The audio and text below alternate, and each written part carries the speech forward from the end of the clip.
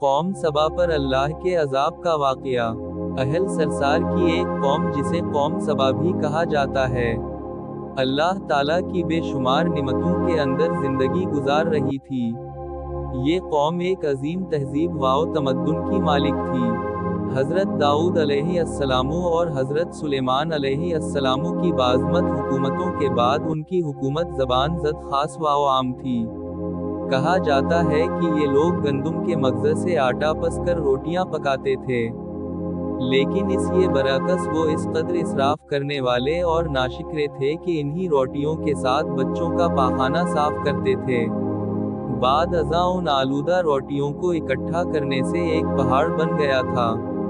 फिर एक सालेह शख्स ने वहां से गुजरते हुए एक औरत को देखा, जो रोटी के साथ बच्चे के पाखाने के मकाम को साफ कर रही थी। उस शख्स ने औरत से कहा, तेरे ऊपर अफसोस, खुदा से डर, कहीं ऐसा ना हो कि खुदा तेरे ऊपर अपना गज़ब ढाए और तुझसे अपनी नेमत छीन ले। इस औरत ने जवाब में मजाक उड़ाया और मगरूराना अंदाज में कहा, जाओ जाओ, गोया कि मुझे भूख से डरा रहे हो। जब तक सरसार जारी है मुझे भूख से किसी कसम का कोई खौफ नहीं है। कोई ज्यादा अरसा नहीं गुजरा ना था कि अल्लाह ताला ने उन लोगों पर अपना गज़ब ढाया। पानी जो कि जिंदगी की बुनियाद है, उन लोगों से छीन लिया, यहाँ तक कि कहत नाज़िल हुआ। बात यहाँ तक पहुँच गई कि इनकी ज़ख़ीरा की हुई तमाम ग़िज़ा ख़त्म हो गई। आखिरकार वो मजबूर हो गए कि इन्हें आलूदा रोटियों पर टूट पड़े, जो इन लोगों ने इकट्ठी करके पहाड़ के मानिंद ढेर लगाया हुआ था, बल्कि वहाँ से रोटी लेने के लिए सफ लगती, ताकि हर कोई वहाँ से अपने हिस्से की रोटी ले सके। कुफरान नेमत कहत और उनकी बदहाली के बारे में मुतअद्दिद रिवायात मौजूद हैं। सूरा नुहल की आयत नंबर 112 और 113 में यूं इरशाद होता है, और अल्लाह ने इस बस्ती की भी मिसाल बयान की है, जो महफूज और मुतमईन थी। इसका रिज़्क हर तरफ से बाकायदा आ रहा था, लेकिन इस बस्ती के रहने वालों ने अल्लाह की निमतों का इनकार किया, तो खुदा ने इन्हें भूख और प्यास का मज़ा चखाया, सिर्फ उनके उन आमाल की बना पर कि जो वो अंजाम दे रहे थे। और यकीना उनके पास रसूल आया, तो इन लोगों ने उनको झटलाया, तो फिर उन तक अजाब आ पहुंचा कि ये सब जुल्म करने वाले थे। उसी कौम सबा के बारे में एक और वाक़या बयान होता है कि उन लोगों ने अपनी ज़राअत को बेहतर तौर पर काश्त करने के लिए पानी ज़ख़ीरा करने की खातिर बलक के दो पहाड़ों के दरमियान एक बहुत बड़ा बंद मुअर्रब तामीर किया हुआ था।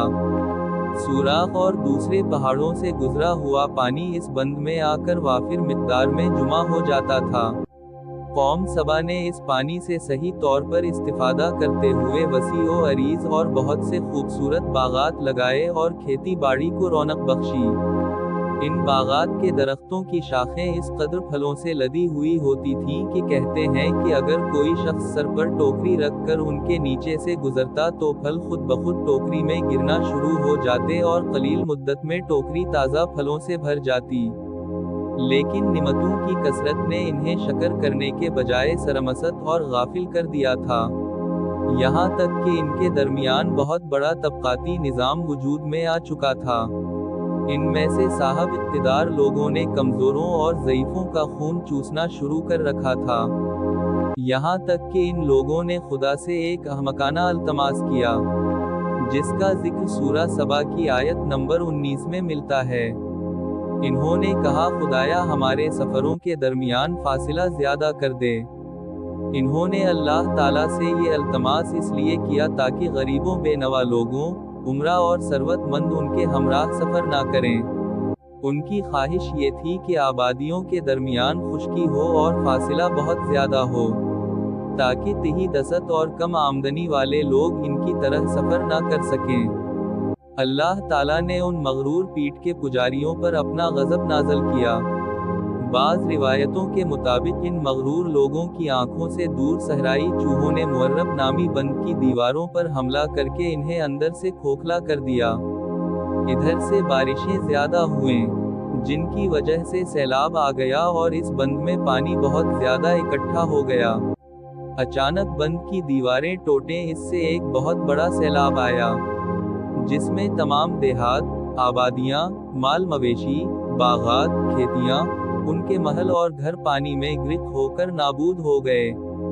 उनके बागात और ज़राअत में से सिर्फ बेरी के दरख्त और कुछ झाड़ियां बची थीं। खुश अलहान परिंदे वहां से कूच कर गए थे, जबकि अलूम और कून कौम सबा के खंडरात में अपने घोंसले बना थे।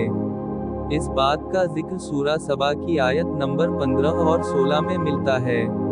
और आखिर में सूरा सबा की आयत नंबर 17 में कुरान करीम में इस वाक़या का यूं नतीजा निकाला है, ये हमने उनकी नाशुक्री की सज़ा दी है और हम नाशकरों के अलावा किसी को सज़ा नहीं देते हैं।